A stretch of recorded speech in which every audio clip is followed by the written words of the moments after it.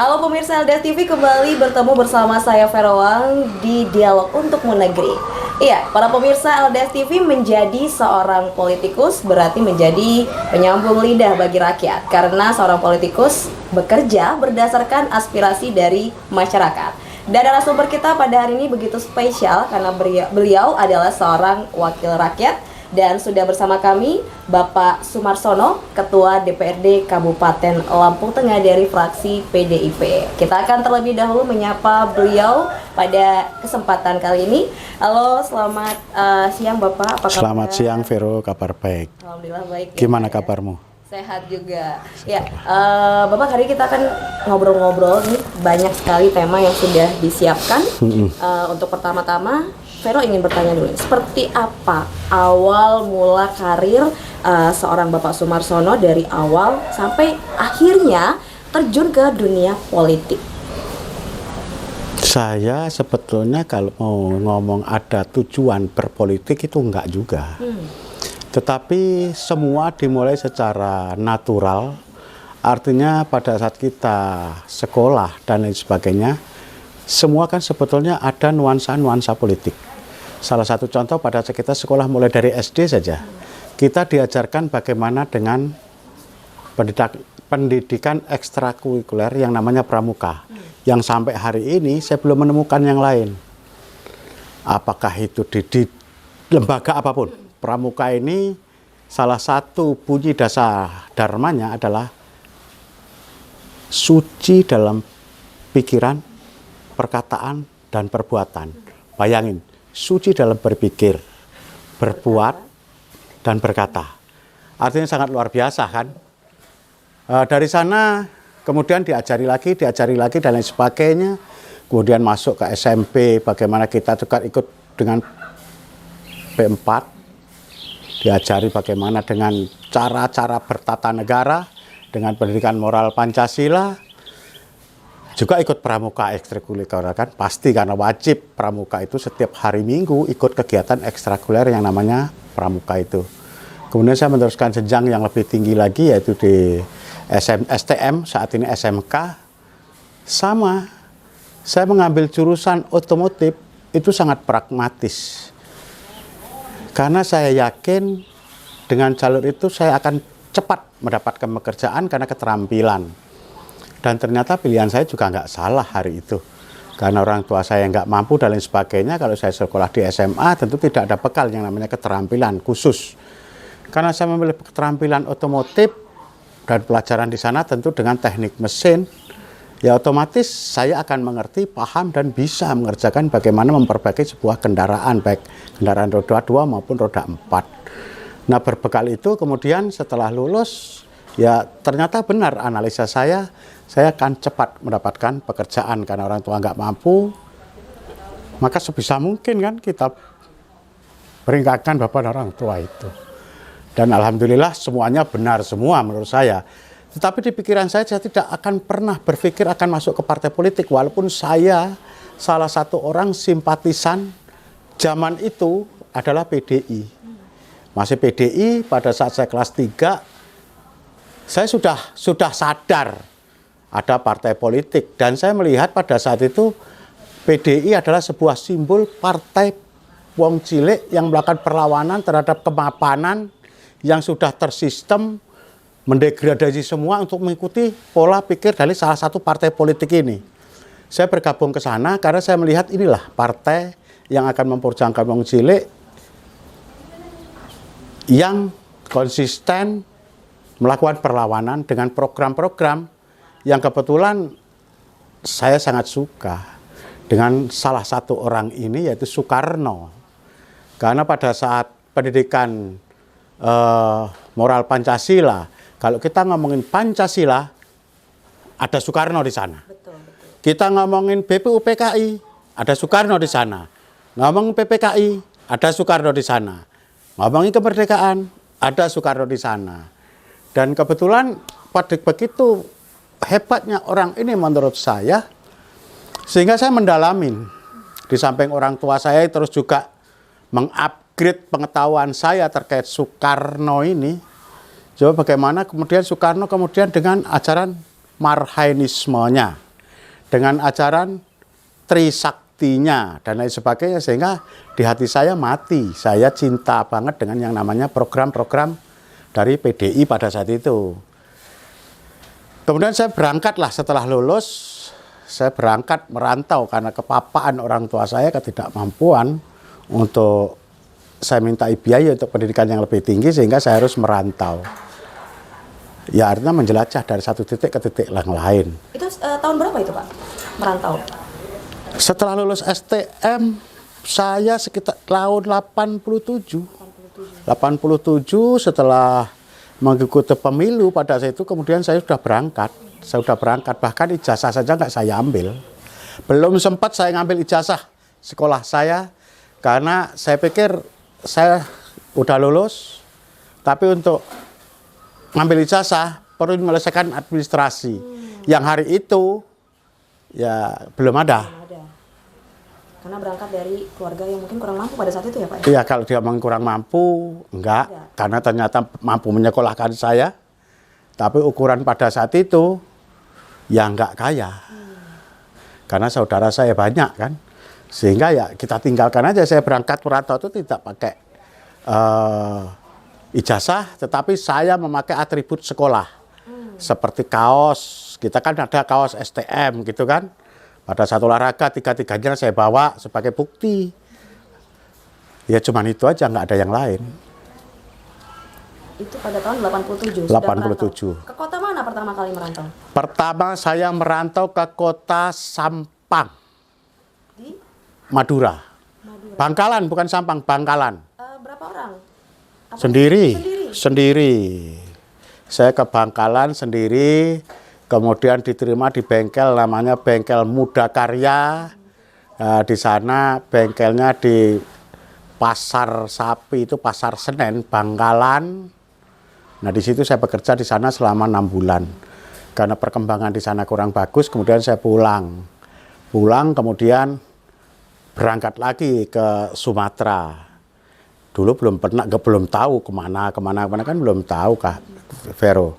Jadi saya kebetulan pertama nyampe ada di Pendopo Lintang, Lahat, Sumatera Selatan.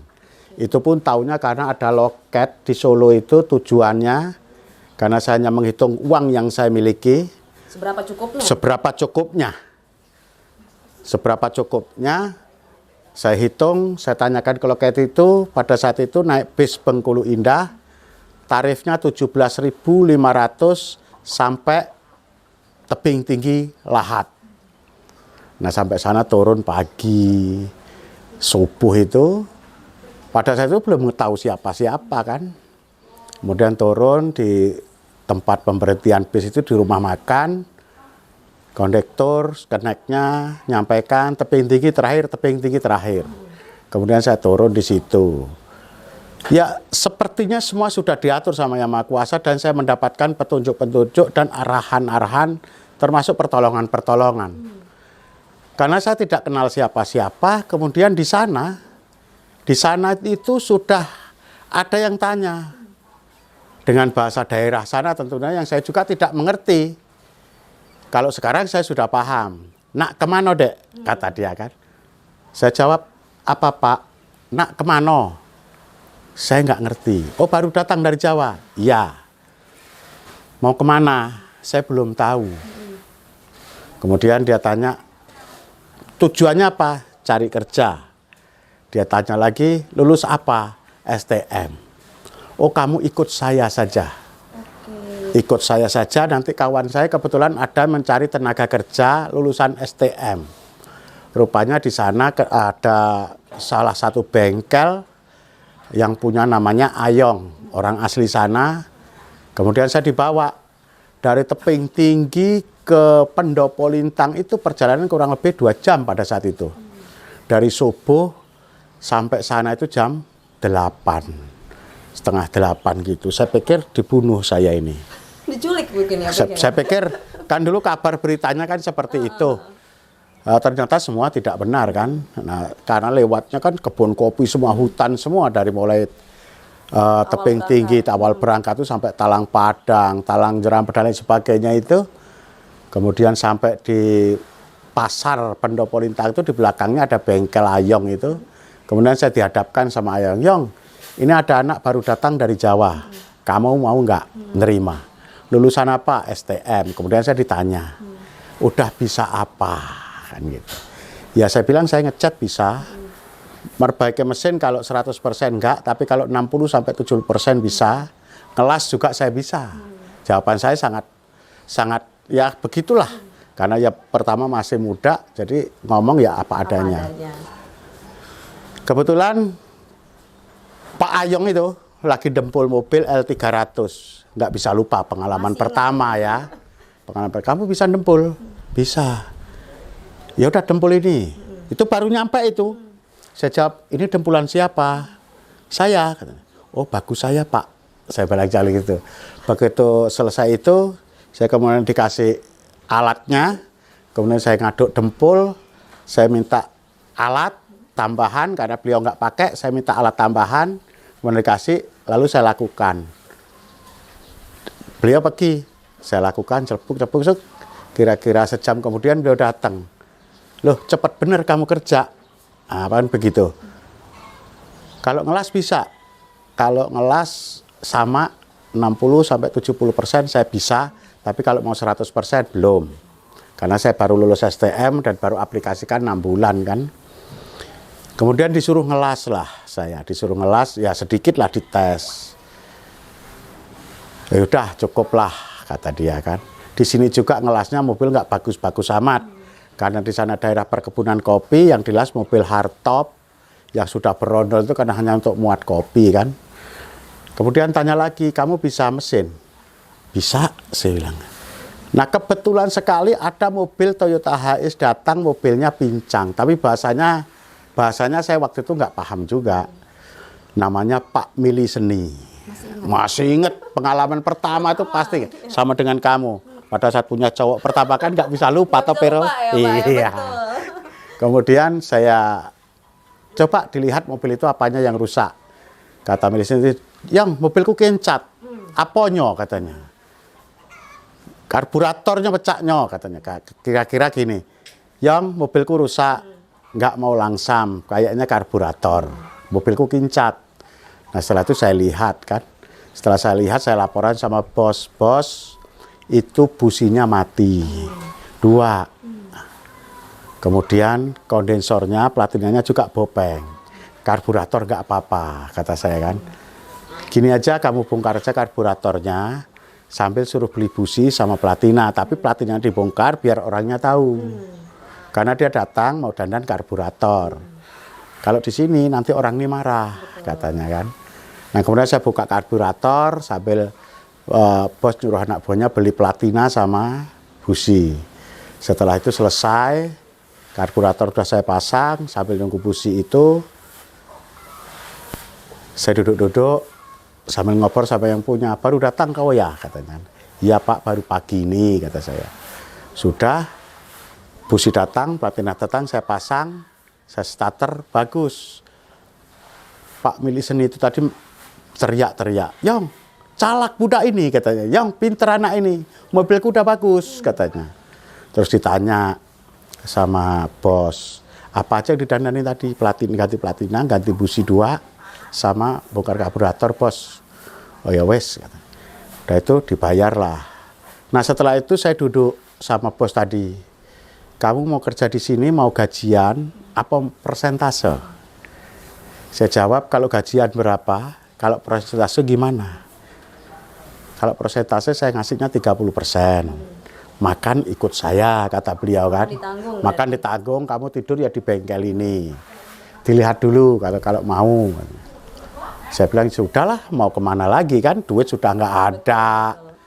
Akhirnya terus diajak sarapan. Yuk sarapan dulu. Rupanya di sana itu pagi hanya minum kopi atau teh sama kue 1 atau 2. Sarapan itu ada di jam 10, jam 11. Nah jadi sudah sarapan. Kemudian disampaikan, kamu capek, kamu tidur aja dulu. Mandi di belakang sana, tidur di atas itu. Sudah mulai kerjanya kalau capeknya udah hilang. Ya berarti berkelanjutan. Berkelanjutan. Sampai berapa lama di sana Pak? Di sana saya nggak lama, sekitar 1 tahun. Kemudian saya buka bengkel sendiri di sana. Akhirnya buka sendiri. Saya buka bengkel sendiri. 1 tahun pengalaman di situ, kemudian saya sudah buka sendiri bengkel. Dengan keterbatasan yang sangat banyak, tapi saya yakin karena saya punya kemampuan, di bengkel itu saya sebagai motor kemudian kan.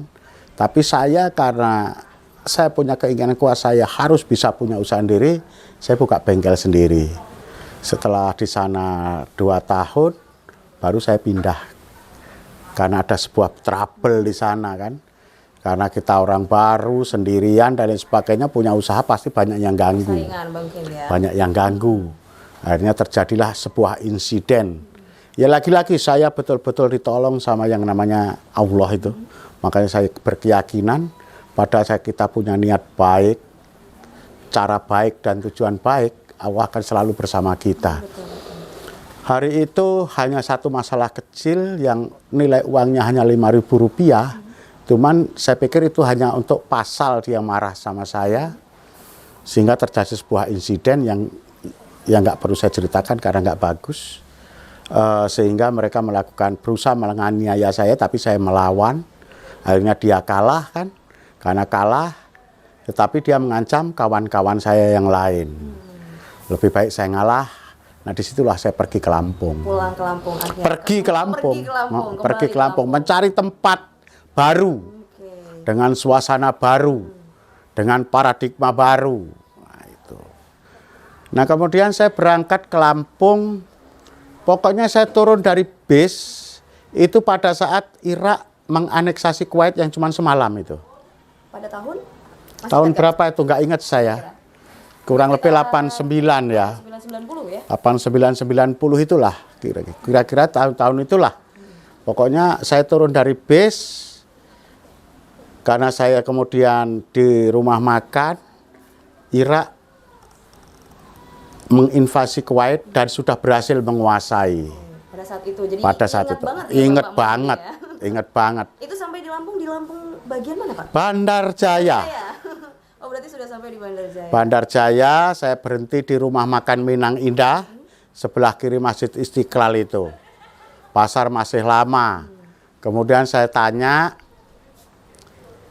ya belum, saya heran juga, saya nanya pakai bahasa Indonesia, orang jawabnya dengan bahasa Jawa halus. Oh berarti banyak orang Jawa di sini kan. Nah kemudian karena saya datang itu jam segini, belum tahu mana-mana. Sehingga malam itu saya berusaha mau tidur di mana nggak tahu, duit nggak ada juga kan, nggak pegang uang, duit nggak ada juga. Kemudian saya tidurlah di pasar, nggak boleh sama satpam. Kalau mau tidur di pasar nggak boleh, tidurnya di pos satpam. Akhirnya saya tidur di toko sebelah kiri jalan, kalau dari depan Polsek, dulu ada namanya toko Kembar Jaya, toko pakaian Kembar Jaya. Kalau sekarang jadi bakso bibit itulah. Di situ saya tidur ngemper di situ. Ngemper di? Iya, dengan bantal, dengan pakaian yang kita bawa di tas, ya.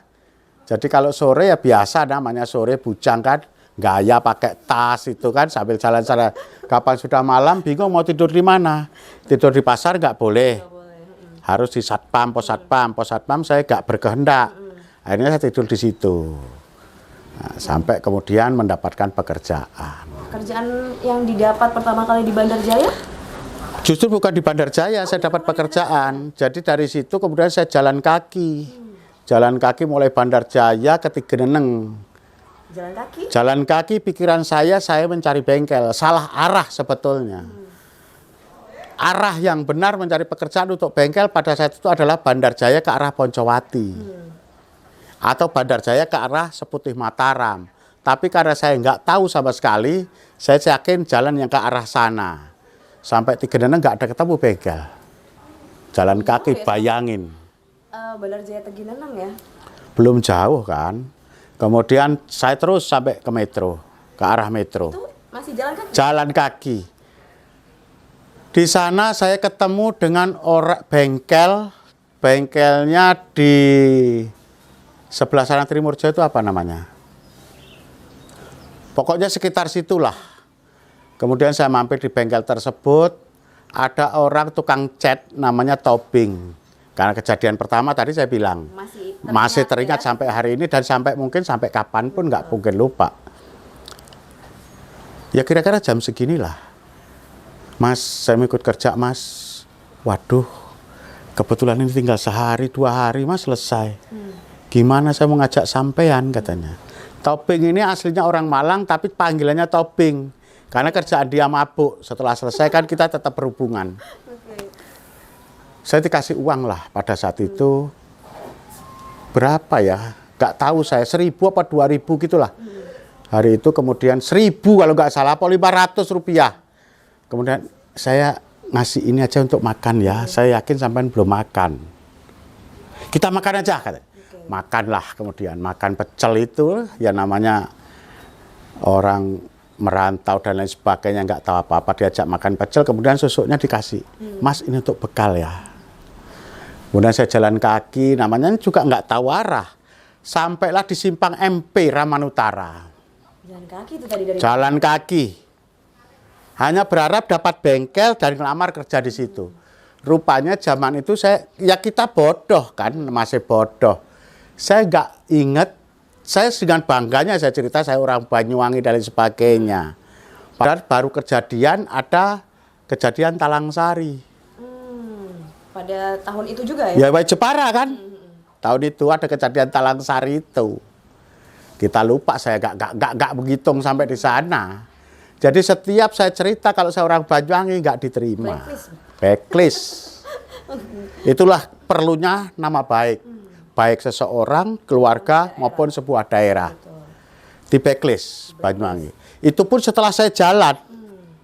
Karena setelah saya jadi saya sudah agak sukses gitu, saya napak tilas ke tempat-tempat yang saya lamar itu. Kembali, ngulang ya Pak ya? Jawaban dia sama. Karena sampai orang Banyuwangi kami nggak mau nerima. Nah kemudian di Ramanutara itu saya datang maghrib. Ingat betul saya di terminal sendirian, ketemu seseorang diajak pulang ke rumahnya. Namanya masih ingat saya Pak Muksin, di Persil 14. Diajak pulang ke rumahnya. Bapak ikut saja waktu itu ya? Ya mau kemana? Kemana lagi ya? Pokoknya udah apa aja iya. Diajak naik mobil ke rumah dia, namanya iki jenenge Persil 14. Cerangin, kemudian dia cerita sama istrinya sama anak-anaknya. Saya ketemu di Simpang MP. Kemudian sepertinya kok seperti putus asa. Kemudian Terlihat putus asa apa memang putus asa Pak? Enggak ada. Terlihat aja berarti. Terlihat mungkin kan karena saya mau tidur di mana. Ya belum makan yang jelas. Yang jelas belum makan. Kemudian diajaknya makan. Ya bapak itu juga enggak kaya. Karena hari itu saya dikasih makan dengan nasi diwul. Nasi diwul. Kakek kerupuk, pakai sayur lodeh yang sudah kemarin. Makan. Kemudian diajak ngobrol sedikit. Bapak itu ngomong, kowe wis ngantuk, wis istirahat toh katanya.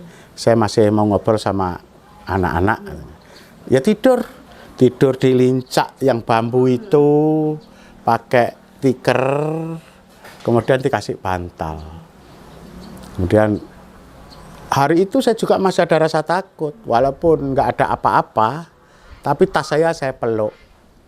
Takut ya. Karena identitas ada di situ. Gak banyak sih, hanya 2-3 setel aja baju kan sebetulnya. Nah sampai situ pagi saya sudah dibangunin sama Pak Muksin ini tadi. Jikokno Mas Marsono ini degan ijo itu, jangan dijatuhkan. Jangan dijatuhkan, nanti bawa ke sini. Setelah saya sarapan, dikasih degan hijau itu tadi, kemudian dikupas. Dikupas disuruh minum setelah makan. Nggak usah pamitan, iki tak kei sangu 1000. Kamu jalan ke Kota Gajah, sampai perapatan Kota Gajah, kamu belok ke kanan. Jalan kaki, nanti kamu di kiri jalan itu akan dapat pekerjaan di situ. Wah, luar biasa ya. Saya ikutin kata-katanya. Karena saya udah dikasih uang, sudah dikasih sarapan, tempat tidur, dan lain sebagainya. Kemudian saya memang jalan kaki. Sampai sana, saya mampir di bengkel Pak Joni Budianto Di Kota Gajah. di Kota Gajah. Kemudian saya melamar di situ, Pak, butuh tenaga kerja enggak? Butuh, katanya. Dari mana kamu? Saya sampaikan saya dari Banyuwangi, karena belum ngeh kalau orang Banyuwangi di blacklist kan belum ngeh. Waduh, kata dia kan, waduhnya tuh kelihatan bener. Udah kelihatan langsung. Saya langsung, kok Banyuwangi kenapa ya? Perasaan saya bangga betul jadi orang Jadi Banyuwangi. ya. Nah setelah itu baru saya diterima dengan gaji harian. Ngecat mobil itu katanya. Biasanya kalau ngecat mobil gini berapa borongannya, ini berapa kan. Ya saya terangin, zaman itu kalau diesel 75, kalau Rino 85. 85 apa? 85.000. Oh, 85.000. Kalau mobil jet start seperti ini Pak, biasanya 115 sampai 125. Itu kalau makan dikasih, kalau makan di luar beda. Harian aja lah. Kamu tidurnya di mana? Ya kalau boleh di sini. Oh ya udah kalau boleh, kalau mau tidur di sini di atas itu ada tingkat dia yang belum selesai, satu kamar di atas kamar mandinya. Saya tidur di sana. Harian. Sampai di situ 15 hari dapat 2 mobil. Habis itu habis kerjaan. Nggak ada kerjaan lagi. Nggak ada kerjaan lagi. Nah dari sana baru saya dapat informasi bahwa saya tidak terima di si A, si B, si C itu karena saya orang Banyuwangi, sendirian, nggak ada saudara dan lain sebagainya. Siapa yang mau jamin? Jangan-jangan pelarian. Betul. Jadi itu yang membuat orang-orang ragu ya, tidak Ragu. menerima. Setelah habis, saya ikut mobil Pak Joni tersebut yang ngangkut onggok di SB 16. Seperti banyak sana, ada pabrik singkong di sana. Ditarget juga, sehari harus dapat minimal 7 rit. Saya nyopir saya.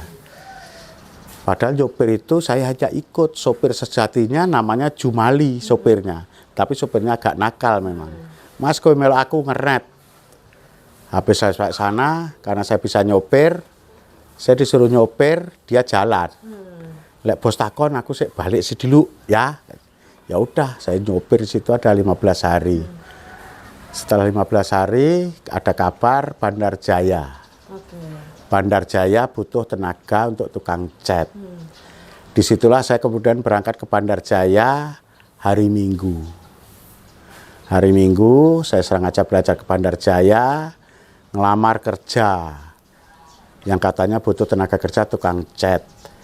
Ya itu di bengkel Yus itu Pak Dodok tahu di Bandar Jaya. Kalau sekarang pasnya cucian mobil depan rumah makan siang malam. Cucian apa itu? Oh ya, di blok dekat Andalas ya Pak ya? Sebelah sana. Sebelah sini Andalas. Sebelah sini Andalas ya. Cucian mobil punya Pak Komang itu. Yang dulu apotek Rahayu. Nah di situ saya. Pada saat itu bengkel ya Pak ya? Bengkel. Saya ngelamar, kemudian ditanya dari mana. Saya nggak mau jawab lagi dari Banyuwangi. Saya dari Kota Gajah. Oh, dari Kota Gajah. Dari Kota Gajah, Pak. Ya sudah, ngecat mobil itu berapa? Ditanya. Terus makan siang gimana, Pak? Apakah saya di luar? Apa? Kalau mau makan siang ikut kami. Terus pagi mungkin enggak. Sore kalau mau ke rumah makan, katanya kan. Kemudian rundingan harga, oke, nggak mungkin saya pulang Kota Gajah. Saya juga udah bawa baju kan. Udah ready kayaknya. Udah ready. Karena di sana udah nggak betah lah intinya. Akhirnya saya kerjalah di situ mulai Senin. Ditanya PP, saya jawabkan. Tanya PP. Seminggu kemudian, baru Bapak itu tahu saya tidur di tempat pertama, saya tidur itu di depan toko Kembar Jaya. Oh, jadi setelah kerja Bapak kembali tidur di Tidur di situ lagi. emper toko lagi? Iya. Itu selama 1 minggu? 1 minggu. Selama 1 minggu. Nah, sepertinya memang Allah menguji dan kemudian menentukan. Hari Minggu, Bapak dan Ibu yang punya bengkel jalan-jalan. Nah, si Ibu ngomong, itu Marsono katanya. Si Bapak ngomong, Marsono Kota Gajah ya pulanglah. Ini hari Minggu. Marsono itu Pak katanya. Bapak sedang pada saat itu Duduk di Emper. Di emperan itu. Kan udah bangun. Nggak mungkin lah jam segitu duduk di emperan itu. Kemudian saya dipanggil, Marsono. Iya Bu. Tuh kan katanya. Ya langsung nyaut kan nanti panggil kan. Dekat saya sini. Sama-sama mendekat. Ngapain? Ya tidur sini Bu. Lo kok tidur sini? Nggak pulang Kota Gajah? Enggak. Ayo pulang. Diajaklah pulang. Setelah pulang ditanyain, kenapa tidur di sana? Ya mau tidur di mana? Lo katanya rumahnya Kota Gajah. Saya yakin kerjaan saya itu udah 50%. Makanya saya berani ngomong. Hitungan saya kalau saya masih nggak boleh, saya minta jasa saya untuk berangkat lagi entah kemana. Cuman itu aja di pikiran saya. Rupanya Bapak dan Ibu itu orang yang sangat baik. Pak Martinus Neman dan Ibu Roslaini Caniago ini orang yang sangat baik. Kamu sampai rumah sarapan, buatin kopi, kemudian ditanya, kok kamu nggak ngomong kalau orang Banyuwangi? Saya ceritain lah sejarahnya setiap saya ngelamar, rupanya nggak boleh karena saya orang Banyuwangi. Dapat blacklist ya? Di blacklist pada saat itu. Oh gitu ceritanya. Sekarang gini aja, kamu tidur di bengkel. Bengkel kan kosong. Itu ada kamar beberapa, kamu tinggal pilih. Sambil nunggu bengkel, mau nggak? Mau banget Bu, saya bilang, mau banget Bu. Saya bilang. Akhirnya ya itulah, udah nyaman lah tidur di situ. Dan itulah berkelanjutan bekerja di situ. Akhirnya bekerja di situ. Cukup lama ya Pak kerja di situ, berapa tahun? Saya bekerja di situ cukup 3 tahun mungkin, 2-3 tahun. Dan bukan bekerja.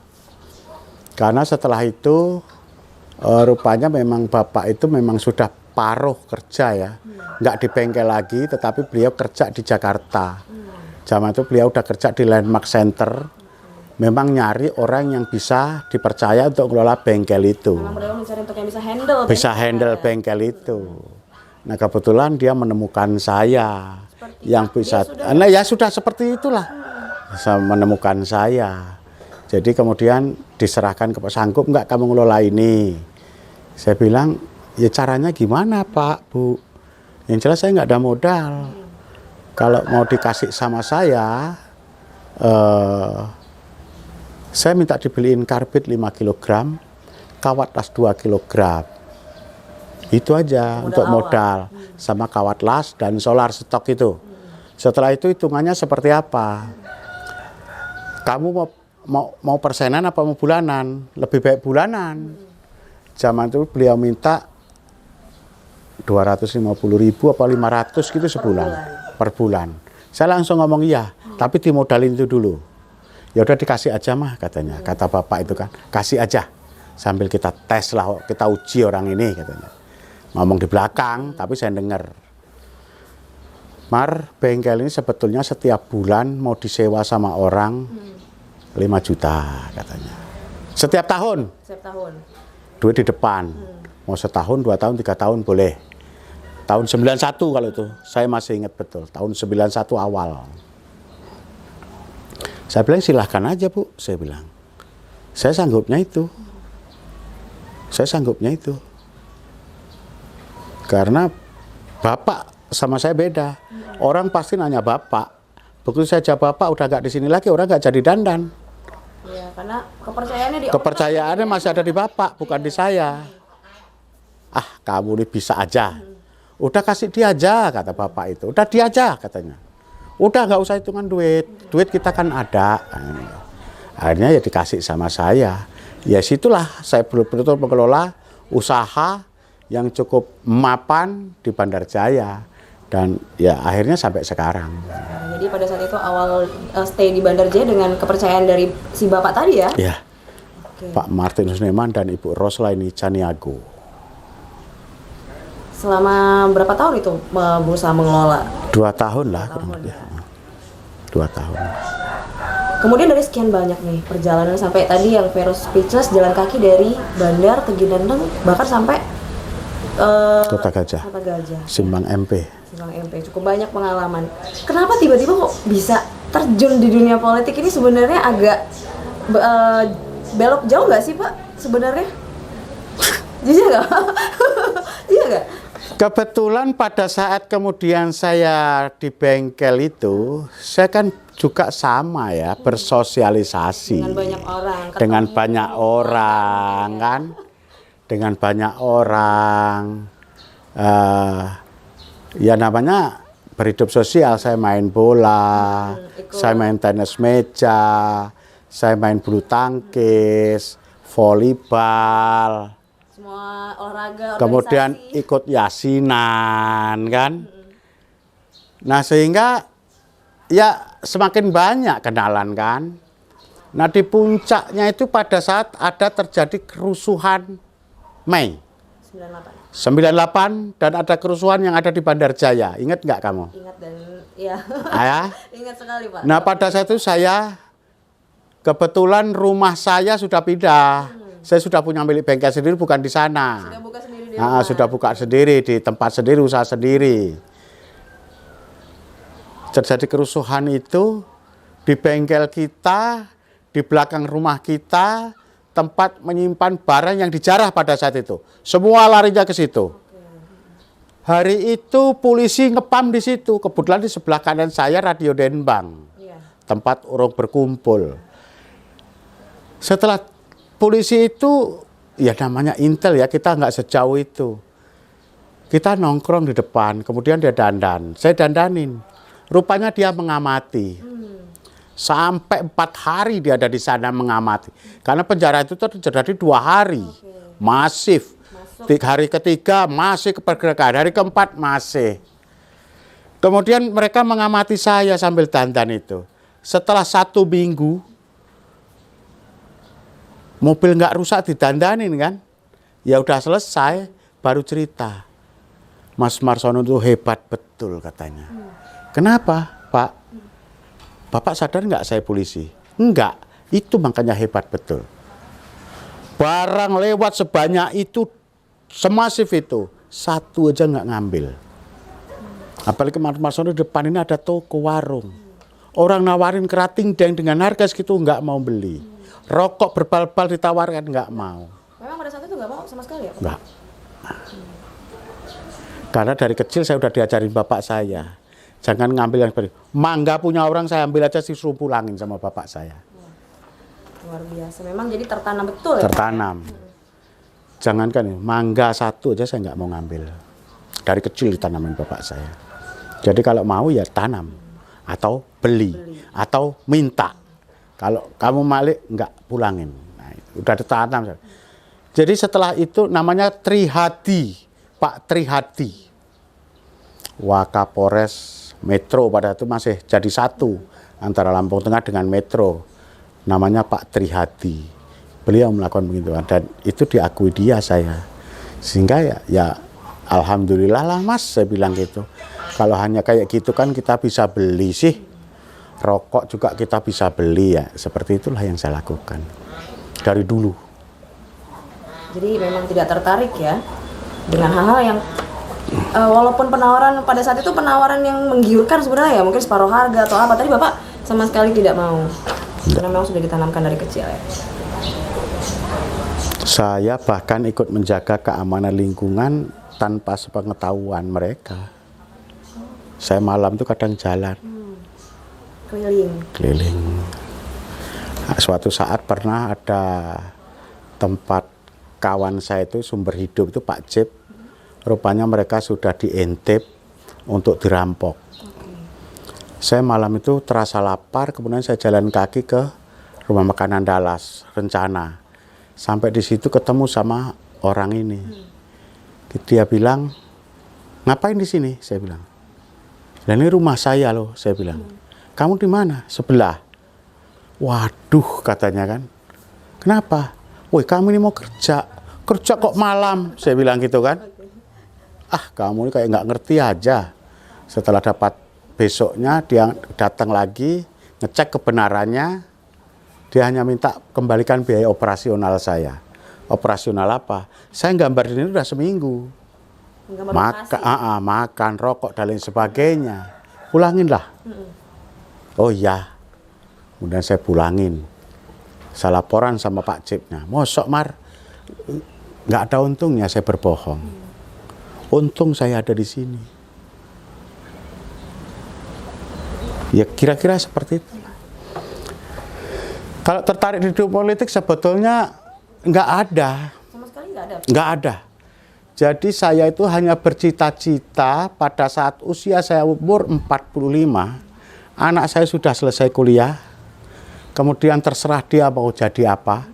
Karena tujuan pendidikan adalah supaya orang ini pintar. Setelah pintar, mereka akan bisa menentukan arah dan tujuan untuk memenuhi kehidupannya. Mau jadi PNS silahkan, mau jadi pengusaha silahkan, mau jadi apapun silahkan.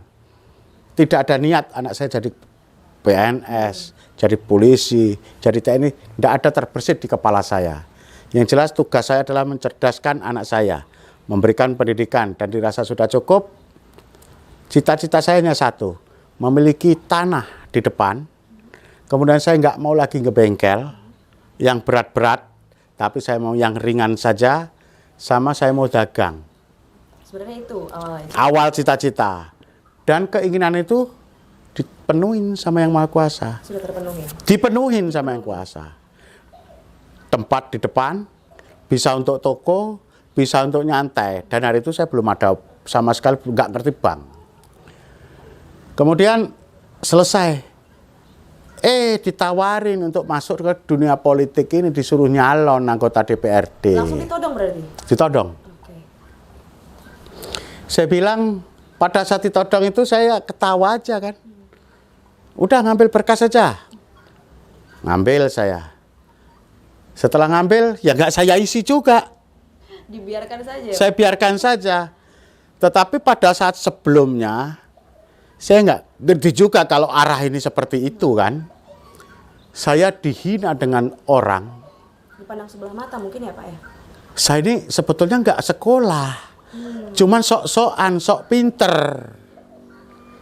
Kalau memang sekolah, mana buktinya kamu di sekolah, mana ijazah kamu, kan gitu. Sehingga saya pulang ke Banyuwangi.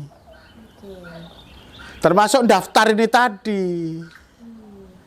Kan nggak ada ijazahnya. Masih ketinggalan pada saat kemarin. Ya orang belum diambil, Vero. Ya, Pak, ya? Belum diambil. Jadi Bapak ke Banyuwangi untuk mengambil ijazah?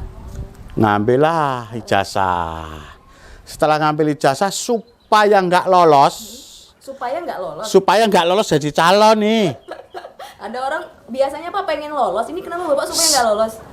Ya itu tadi. Dari hati yang paling dalam itu nggak ada keinginan untuk itu kan. Supaya nggak lolos jadi calon saja. Saya sobeklah foto saya. Red. Sobek, fotokopi baru. Itu pun yang isi bukan saya. Rupanya kawan-kawan itu udah banyak yang nunggu untuk ngisi biodata ini. Dia nanya sama Nanta, sama mamanya kan udah diisi sama bapak belum? Nggak mau kayaknya. Tapi mereka parkir terus di sekitar kita. Akhirnya diisi sama mereka, isilah kalau mau. Saya sobek. Nah karena berkas disobek fotonya, KPU lah klarifikasi. Berangkat ke Banyuwangi, geger di sana di sekolahan.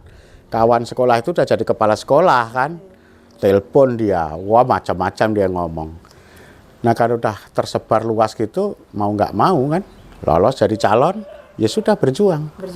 Berjuang dengan yang saya datangin pertama kawan-kawan saya yang satu jamaah pengajian. Kemudian kawan-kawan yang satu klub sepak bola dan yang pernah pertandingan persahabatan. Kemudian kawan-kawan yang pernah dandan mobil di tempat saya. Jadi itu sudah di modal awal saya. Ya, Pak, ya? Saya datang satu persatu, minta tolong.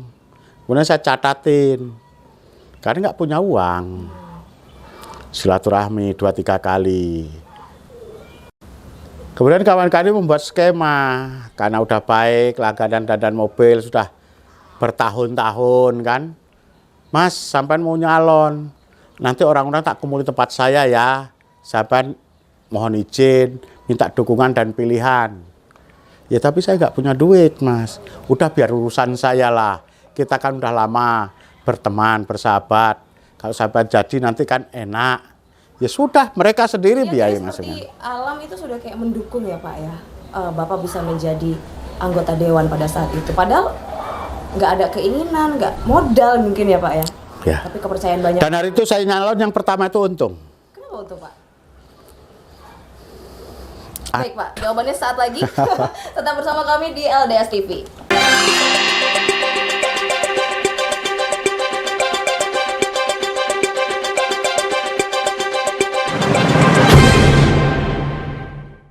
Pemirsa LDS TV masih bersama saya Veroang dengan dialog untuk menegeri bersama narasumber kita Bapak Sumarsono, Ketua DPRD Kabupaten Lampung Tengah dari fraksi PDIP. Begitu panjang perjalanan beliau dari awal sebagai seorang pengusaha akhirnya terjun ke dunia politik dan sekarang menjabat sebagai Ketua DPRD Kabupaten Lampung Tengah. Dan kita akan bertanya mungkin apa saja yang sudah dilakukan khususnya untuk membantu kemajuan pertanian di Kabupaten Lampung Tengah. Ya, Pak, mohon izin nih. Lampung Tengah ini sebenarnya kaya ya, tanahnya kaya, kemudian sumber dayanya juga kaya. Bagaimana progres perkembangan pertanian di Lampung Tengah? Lampung Tengah ini salah satu lumbung pangan di Provinsi Lampung yang selalu surplus ya. Dan surplusnya pertanian di Lampung Tengah itu bukan karena program pemerintah sebetulnya. Karena memang petaninya, rakyatnya yang sangat tangguh. Oke. Jadi SDM-nya yang berpengaruh juga untuk ya mau nggak mau mereka harus meningkatkan SDM dan kerja mereka. Karena sebetulnya Lampung Tengah itu kan Indonesia mini banget. Indonesia mini. Indonesia Kenapa mini Indonesia banget. mini? Dari jumlah dari suku bangsanya lengkap. Kemudian dari wilayahnya juga demografinya juga sama. Ada gunungnya, ada sungainya, cuma laut aja yang hanya sedikit kan. Artinya Indonesia ini, Lampung Tengah ini sebetulnya adalah basisnya adalah pertanian. Saya tidak bisa menafikan juga kita harus mengikuti kemajuan teknologi. Tetapi saya memberikan saran dan pembuktian kita tidak boleh meninggalkan yang namanya pertanian ini. Nggak boleh sama sekali. Apalagi Indonesia diberi oleh Tuhan yang Maha Kuasa yang mataharinya itu tidak pernah berbohong. Setiap pagi akan terbit dan akan tenggelam di sore hari. Setiap hari kontinu. Sementara kalau di Eropa matahari itu bahkan sampai 6 bulan nggak kelihatan. Tidak ada matahari. Tidak ada matahari walaupun siang kan. Artinya untuk tanaman dan tumbuhan kalau dibilang surga itu ya Indonesia ini kalau di dunia, di seluruh dunia ini. Karena apa? Semua model buah-buahan ada dan musimnya diatur bergantian. Ada musim rambutan, ada musim duku, ada musim cempedak, ada musim nangka dan macam ragam tanaman itu yang nggak mungkin orang Indonesia ini akan kelaparan. Nggak putus musim buahnya. Nggak putus musim buahnya. Begitu juga tanamannya untuk pangan. Tapi seiring kemajuan zaman sempat kita lalai. Sempat kita lalai sehingga kita harus melakukan impor terhadap beras. Karena kita mau udah ekonomi middle, menengah, mau mengejar ke tinggi, berpihak ke industri. Sehingga terabaikan program-program pertanian. Sehingga kita sempat melakukan impor pada saat itu kan. Nah di zaman pemerintah Jokowi semua dikembalikan, ditata, sehingga sekarang kita sudah swasembada pangan. Itu nggak bisa dipungkiri. Itu nggak bisa dipungkiri itu. Sering dengan kemajuan karena pengejaran-pengejaran yang lalu, pemerintah lebih banyak melakukan pertanian dengan pola untuk peningkatan akan hasil dengan kimia. Baik pupuk kimia maupun pestisida kimia, meninggalkan pupuk hayati kita, mikroorganisme lokal kita, dan pestisida organik kita. Sehingga kemudian unsur hara dalam tanah itu banyak yang sudah hilang. Sehingga tanah kita tandus, tidak ada lagi cacing dan mikroorganisme yang ada di dalam tanah. Setelah saya jadi anggota DPRD, walaupun sebelumnya saya sudah melakukan, saya membuka ini ke lebih luas lagi. Karena saya melihat Lampung Tengah ini potensinya sangat luar biasa.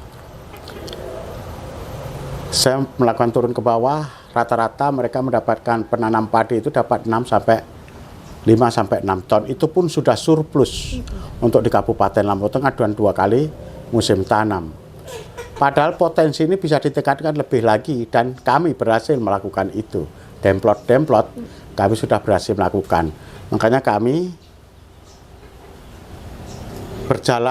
bergerak dengan komunitas yang namanya MSP, Mari Sejahterakan Petani tadi, secara masif ke semua kelompok dan lain sebagainya, bergerak bersama-sama melakukan edukasi dan sekaligus memberikan sumbangsi kepada mereka berupa bibit, pupuk organik dan lain sebagainya. Jadi petani atau kelompok-kelompok tani menerima bibit dan juga Pupuk organik. Free dong. Free. Dari saya. Tentu nggak bisa semua. Hanya orang-orang yang kita kenal yang kurang lebih ya sekitar 3-4 ribu petani lah yang bisa kita fasilitasi ya. Dan itu free. Kemudian timbal balik yang diberikan petani mungkin? Timbal balik yang diberikan petani, mereka menyisihkan berasnya 5-10 kg untuk dibagikan kepada anak yatim dan duafa di dekat rumah mereka. Hanya itu saja? Ya. Tidak ada lain? Tidak ada. Luar biasa, berarti petani juga sembari bersedekah? Atau memberikan rasa syukur ya kepada kaum duafa di sekitar? Kalau kita mau berkah, rezeki kita bertambah, maka kita harus banyak-banyak bersedekah. Dan sudah menjadi naluri seorang manusia sebetulnya, itu akan melindungi si lemah, si miskin. Cuman karena kadang-kadang nggak ada contoh nyata yang menggerakkan, karena krisis kepercayaan juga, sehingga langkah ini sedikit terhambat. Salah satu contoh, banyak kan lembaga-lembaga yang menghimpun dana sampai bahkan triliunan hanya untuk memperkaya dirinya sendiri. Nah, kalau orang membuat multi level marketing untuk mendapatkan kekayaan, saya akan mencoba multi level marketing untuk menuju ke surga dan mendapatkan keberkahan menuju ke surga. Luar biasa. Jadi tidak hanya untuk duniawi saja, tapi nextnya untuk... Ya, saya belum pernah lihat ada orang meninggal dunia hartanya dibawa loh, Vero. Ditinggal pasti. Ah, pasti. Istri aja ditinggal. Jangankan lagi harta. Yang kita bawa hanya amal ibadah. Allah. Betul ya? Apa yang kita perbuat selama hidup. Istri aja ditinggal ya, Pak ya? Apalagi harta itu. Memang kita butuh harta. Tetapi yang seperti apa, sebanyak apa. Iya kan? Untuk bermartabat dengan orang banyak, relatif juga kan. Tetapi pada saat sudah semakin banyak yang melakukan ini, saya rasa kemiskinan itu bisa kita lawan bermartabat. Jadi mekanisme dari mulai kita memberikan bibit secara free, pupuk free, kemudian mereka panen, mereka menyisihkan sedikit untuk orang-orang di sekitar, kemiskinan mungkin tidak ada, kelaparan tidak ada ya Pak ya? Kalau semua melakukan itu, ya. Benar nggak Pak? Harusnya kita santai ya Pak ya? Santai ya. Iya kan, Indonesia nggak perlu khawatir. Nggak perlu, kalau Indonesia nggak perlu khawatir kelaparan. Nggak perlu khawatir Dan kelaparan. Soekarno pernah bicara, kenyangkan perut rakyatmu. Karena kalau mereka kelaparan, sudah pasti negara ini akan kacau, akan gaduh. Dan hari ini, pangan lagi mengguncang dunia. Betul. Pangan lagi mengguncang dunia. Seluruh dunia lagi ketakutan. Seluruh dunia ketakutan kelaparan, tapi saya ke Indonesia, enggak. Ya itu tadi ya Pak, kita tanah surga. Tanah kita tanah surga. Kita tinggal ngomong mau petik jeruk, itu jeruk. Jeruk sudah ada. Sudah ada pada musimnya, ada pukat. Musimnya lagi pisang yang nggak pernah putus. Betul. Ada lagi pete. Benar. Ada nangka di sini. Ada jambu. Ada kelapa. Mau masak sayur? Apa? Ada. Mau sayuran? Bumbu Ada. apa? Semua bisa ditanam. Indonesia, tanah surga. Tidak kelawan oleh negara manapun. Harusnya. Kalau Indonesia diurus dengan baik dan benar berkelanjutan, bukan Amerika superpower. Kita Pak ya? Kita. Kalau misalnya teknik ini diterapkan mungkin di semua daerah, gak hanya di Kabupaten Lampung Tengah secara luas, pasti aman ya Pak ya? Yang mau melakukan siapa? harusnya bergerak dengan hati. Nah, lah yang mau melakukan siapa? Tapi Pak Sumarsono sudah menerapkan. Yang penting saya menerapkan. Sudah diterapkan di Lampung Tengah. Perkara kemudian pemerintah mengikuti, saya bagian dari pemerintah. Betul. Karena menurut Undang-Undang Nomor 23 Tahun 2014, pemerintah daerah adalah eksekutif dan legislatif. Jadi kalau ada yang ngomong ada partai politik oposisi pada saat di pemerintahan, suruh belajar dulu terkait undang-undang itu. Diperdalam lagi mungkin Ya, harusnya. perdalam lagi itu. Konteks Undang-Undang Nomor 23 Tahun 2014 jelas, pemerintah daerah adalah eksekutif dan legislatif. Oke. Baik, jadi memang kita adalah bagian dari Pemerintah pemerintah daerah dan memang harus membangun daerah. Dan tugasnya Tugasnya mensejahterakan rakyat. Betul. secara bersama-sama. Secara bersama-sama. Dan kalau menurut dari pandangan Bapak sendiri, sebenarnya ada hambatan apa di Kabupaten Lampung Tengah yang paling utama yang dihadapi petani? Pembinaan berkelanjutan yang membuat mereka menjadi subjek bukan objek. Kalau menjadi objek itu mereka kita kumpulkan, kemudian kita suruh beli bibit dan pupuk berbagai macam ini, ya. Yang mengumpulkan ini sebagai formulator ini nanti dapat fee. Ini jadi objek petani saya. Diobjekin ya Nah, petani? diobjekin kan? Oke. Kalau dia dijadiin subjek, mereka diedukasi, diberi pencerahan, diberi penyuluhan, didampingin, diadvokasi kalau ada masalah. Itu yang harus dilakukan. Itu yang harus dilakukan. Dan itu saya lakukan. Sudah Bapak lakukan? Sudah saya lakukan. Dan memang Vero lihat juga Bapak sangat aktif ya di dunia pertanian di Kabupaten Lampung Tengah. Bahkan ini kalau misalnya pemirsa LDS TV lihat di sekitar kita sedang jemur gabah ya Pak ya? Ini saya lagi panen yang perlakuan untuk bibit, dan hari ini memperlakukan untuk pembuatan bibit. Ini sedang membuat bibit? Karena bulan ini sama bulan depan, akhir bulan ini sama bulan depan, bibit itu harus terdistribusi habis. Ke masyarakat? Karena sudah musim tanam. Oke. Jadi saya memberikan kepastian kepada petani binaan saya bahwa mereka sudah punya bibit. Nanti juga akan kita kasih pupuk organik yang sudah juga kita produksi. Organik diproduksi sendiri? Sendiri dong. Oke. Masa saya sebagai aktivis saya ngejual atau saya mencari untung, ya toh? Sementara itu dari mikroorganisme lokal yang juga saya cari di sekitar kita ini semua ada. Cuman waktu saja kita mungkin, karena saya anggota DPRD, ketua DPRD nggak mungkin lakukan sendiri. Tentu saya menyuruh orang, nah biayanya ya bayar orang itu aja. Ya nggak masalah kan. Nggak masalah ya Pak ya? Iya kan kita mau ke surga. Amin, amin. Kita mau berkah. Nggak hitung-hitungan ya Pak?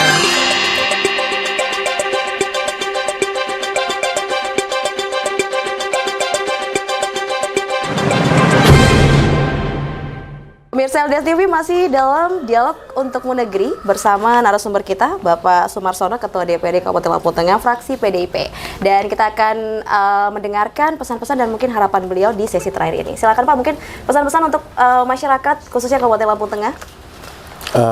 Pesan saya, ayolah kita tetap berkarya, berkarya dan berkarya, berbuat dan berbuat untuk negeri ini. Jangan pernah bertanya apa yang diberikan bangsa dan negara ini kepadamu, tapi tanyakan apa yang sudah kamu berikan kepada bangsa dan negara ini. Karena Allah sudah memberikan sesuatu yang luar biasa untuk Lampung Tengah, Lampung dan Indonesia ini, sesuatu yang sangat spesial berupa alam, penduduk dan lain sebagainya, suku bangsa dan lain sebagainya. Sehingga pada saat kita bersama-sama dalam kerangka Pancasila dan Undang-Undang Dasar 1945, saya yakin negara kita ini akan menjadi sangat sejahtera dan sangat dihargai oleh bangsa luar sana. Oke, dan mungkin harapan untuk Kabupaten Lampung Tengah ke depannya? Lampung Tengah semakin sejahtera, semakin maju, tumbuh kembang, dan ada di garda depan di Provinsi Lampung. Amin, amin, amin. Dan yang pasti terbaik untuk Lampung Tengah ya Pak ya? Terbaik untuk Lampung. Oke, dan juga untuk Lampung. Baik, terima kasih sekali lagi Bapak Sumarsono, Ketua DPRD Lampung Tengah, fraksi PDIP, untuk waktunya berbincang bersama kami LDS TV. Sama-sama. Semoga semakin memberikan kontribusi untuk masyarakat ya Pak ya. Amin. Dan selalu diberi kesehatan. Amin. Oke. Iya, para pemirsa LDS TV, sebaik-baiknya manusia adalah manusia yang bermanfaat untuk sesama. Terima kasih untuk kebersamaan Anda, saya Vera Wang, sampai jumpa.